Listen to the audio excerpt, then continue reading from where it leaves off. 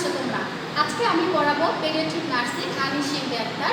আমি আসছি Mahbubur Rahman Memorial hospital এবং নার্সিং ইনস্টিটিউট থেকে। আজকে যে টপিক্সের উপর আলোচনা করবো সেটা হলো এপিলেপসি বা এপিলেপটিক সিজার। এই এপিলেপসি কি, এপিলেপসির কারণগুলো কি, সাইন সিমটমসগুলো কি, এবং এপিলেপসি থেকে কি ডায়েট রাখতে হবে এবং নার্সিং ম্যানেজমেন্ট যেগুলো রয়েছে সেগুলো নিয়ে আজকে আমি আলোচনা করবো। দেখার জন্য ওয়েলকাম টু মাই ক্লাস। প্রথমেই আমরা জানবো লার্নিং অবজেক্টিভ। আজকে কোন কোন বিষয়গুলো নিয়ে আমি আলোচনা করব সেগুলো আমি কিছু লার্নিং অবজেক্টিভ দিয়ে দিয়েছি।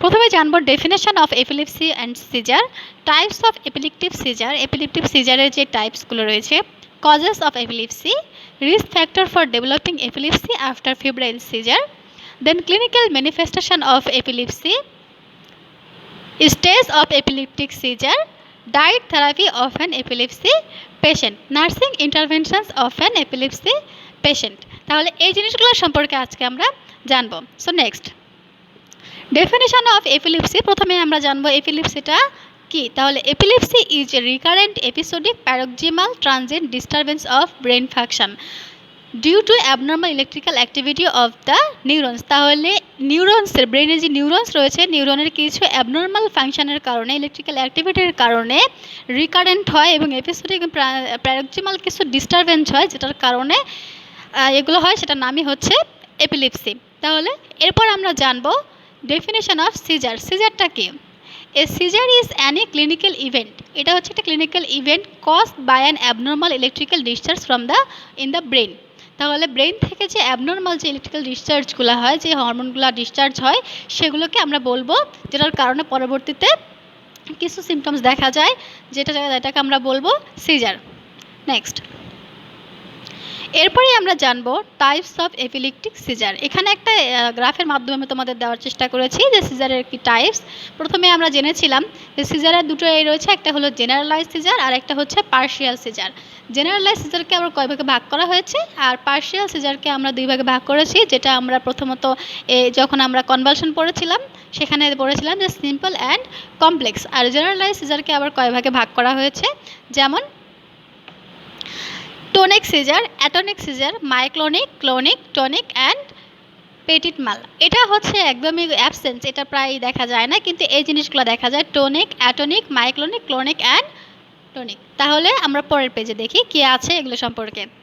Causes of epilepsy. তাহলে এরপর আমরা জানবো কজেস অফ এপিলেপসি। এপিলেপসি হওয়ার কারণগুলো কি। মূলত এটার স্পেসিফিক কোনো কারণ নেই। Epilepsy has no definite cause, এটার স্পেসিফিক কোনো কজ নাই। However some risk factor can be given, কিছু রিস্ক ফ্যাক্টর দেওয়া যেতে পারে, যেমন দেখা যেতে পারে প্রিম্যাচিউর ইনফ্যান্ট, যদি কোনো বাচ্চা প্রিম্যাচিউর হয়, 36 উইক্সের আগে যদি ডেলিভারি হয়ে যায়, সেটাকে আমরা বলি প্রিম্যাচিউর। তাহলে যদি কোনো প্রিম্যাচিউর বেবি হয়, সেই ক্ষেত্রে ব্রেন ইনফেকশন, যদি মেনিনজাইটিস অথবা এনসেফালাইটিস থাকে, সেটার কারণে এপিলেপসি হতে পারে। Infants with abnormal brain structure, যদি ব্রেন স্ট্রাকচারটা অ্যাবনর্মাল হয় ইনফ্যান্টের। সেরিব্রাল পালসি যদি হয়, হাইপোক্সিয়া, ব্রেন টিউমার যদি থাকে, stroke due to arterial blockage. Stroke due to arterial blockage, যদি কোনো যদি এমন কোনো হয় যে স্ট্রোক হয় বা ব্রেন হ্যামোরেজ হয়, সেই কারণে এপিলেপসি হতে পারে। ড্রাগ অ্যাবিউজ, যদি মা যখন প্রেগনেন্ট থাকে তখন যদি মা ড্রাগ অ্যাবিউজ করে, সেটার কারণেও হতে পারে। ফ্যামিলি হিস্ট্রি অফ এপিলেপসি, যদি ফ্যামিলিতে এরকম হিস্ট্রি থাকে যে আগের বেবি এপিলেপসি আছে, সেই ক্ষেত্রে ফ্যামিলি হিস্ট্রি থাকলেও হওয়ার চান্স থাকে। নেক্সট, এখানে স্পেসিফিক রিস্ক ফ্যাক্টরগুলো দিয়ে দিয়েছে আমি। Risk factor for developing epilepsy after febrile seizure. Febrile seizure হয়ে যাওয়ার পরে যে এপিলেপসিটা হতে পারে, সেটার কী কী রিস্ক রয়েছে, যেমন epilepsy in a first degree relative, যদি হয় কি এপিলেপসিটা first degree. Complex febrile seizure, আমরা দুই ধরনের ফিব্রাইল সিজার পড়েছিলাম বা ফিব্রাইল কনভালশন পড়েছিলাম। একটা হলো সিম্পল ফিব্রাইল সিজার, যেটা 15 মিনিটের কম সময় স্থায়ী হয় এবং 24 ঘন্টার মধ্যে একবারই হয়। কিন্তু কমপ্লেক্স ফিব্রাইল সিজারে আমরা ক্যারেক্টারিস্টিকে পড়েছিলাম যে 24 ঘন্টার মধ্যে বেশ কয়েকবার হতে পারে এবং 15 মিনিটের বেশি স্থায়ী থাকতে পারে। তাহলে কমপ্লেক্স ফিব্রাইল সিজার হলে পরবর্তীতে কিন্তু এপিলেপসি হওয়ার একটা রিস্ক থাকে। বেসলাইন নিউরো ডেভেলপমেন্ট অ্যাবনর্মালিটিস, যদি কোনো নিউরো ডেভেলপমেন্ট অ্যাবনর্মালিটিস থাকে, সেক্ষেত্রে হতে পারে।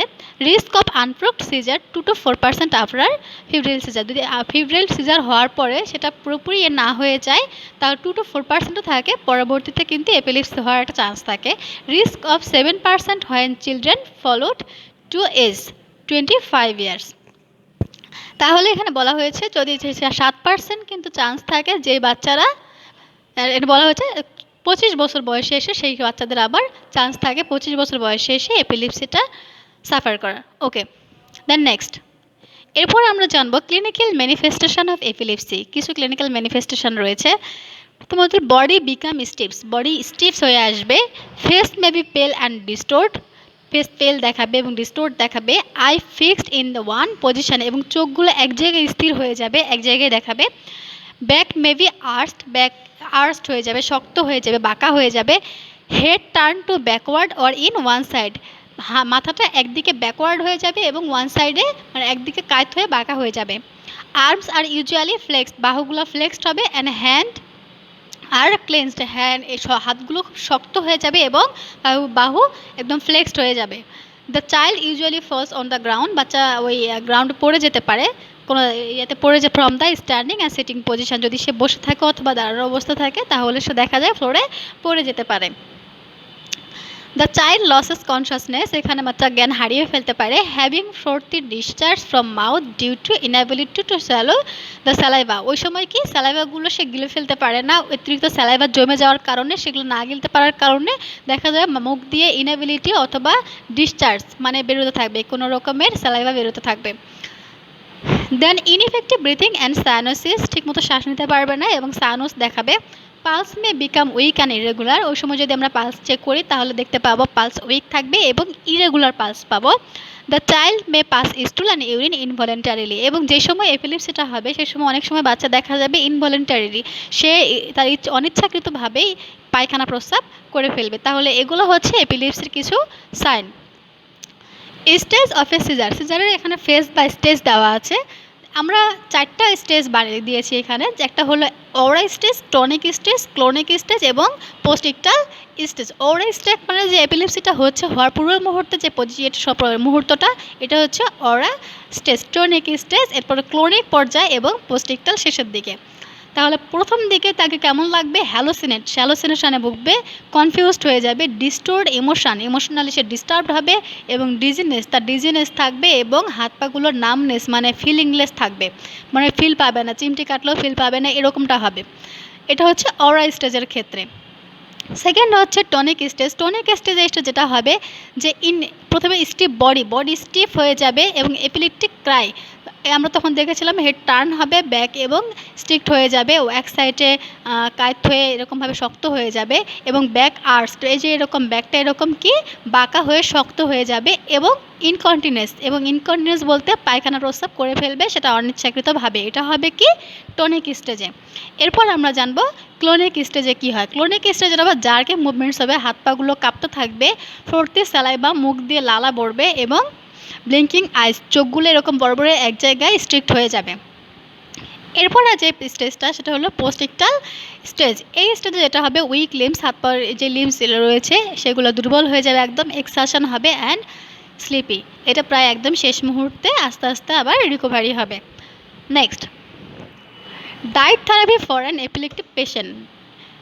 মেনলি কিছু ডায়েট থেরাপি রয়েছে এপিলেপটিক পেশেন্টের জন্য। জেনারেল পেশেন্ট থেকে এপিলেপটিক পেশেন্টকে এক ধরনের আলাদা ডায়েট দিতে হয়। প্রথমে যেটা করতে হবে সেটা আমাদের কিটোজেনিক ডায়েট দিতে হবে। Ketogenic diet may be given to raise the seizure threshold with calculated amount of proteins and fats without carbohydrate. তাহলে একদম মেপে এবং অথবা পরিমাপ করে খাবার দিতে হবে, যেটাকে আমরা বলবো কিটোজেনিক ডায়েট। সেটা কি হবে যাতে করে তার এই সিজারটাকে করে আনতে পারে, সেই খাবারটা হবে ক্যালকুলেটেড, প্রোটিন এবং ফ্যাট দিতে হবে, সেটা হবে কার্বোহাইড্রেট ছাড়া।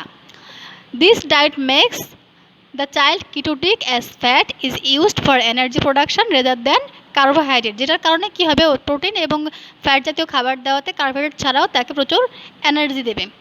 ইট seems that ketones may inhibit the seizure. তাহলে কিটোনস নামে যেটা রয়েছে, কিটোনস কী করবে? ইনহিবিট করবে, সিজারটা থেকে বডিকে ইনহিবিট করবে। The child should not given IV fluid with dextrose and strict fluid restriction to be maintain. তাহলে বাচ্চাকে কী দেওয়া যাবে না? আইভি ফ্লুইড দেওয়া যাবে না। তাই এখানে বলা হয়েছে যে should not given IV fluid, dextrose অথবা স্ট্রিক্ট ফ্লুইড রেস্ট্রিকশনে রাখতে হবে। কোনো রকমের কোনো ফ্লুইড দেওয়া যাবে না, সেটা আইভিতে হোক বা মুখে হোক, ওই সময় কোনো ফ্লুইড দেওয়া যাবে না। So next, nursing interventions for an epilepsy patient. তাহলে প্রথমে আমরা যে জিনিসগুলো জানবো সেটা জানবো হচ্ছে নার্সিং ইন্টারভেনশনের প্রথমের দিকে কী করব। প্রথমে আমরা এনশিওর সেফটি ডিউরিং সিজার, যেই সময় সিজারটা হচ্ছে সেই সময় কী যে কাজগুলো করবো অ্যাজ এ নার্স হিসেবে।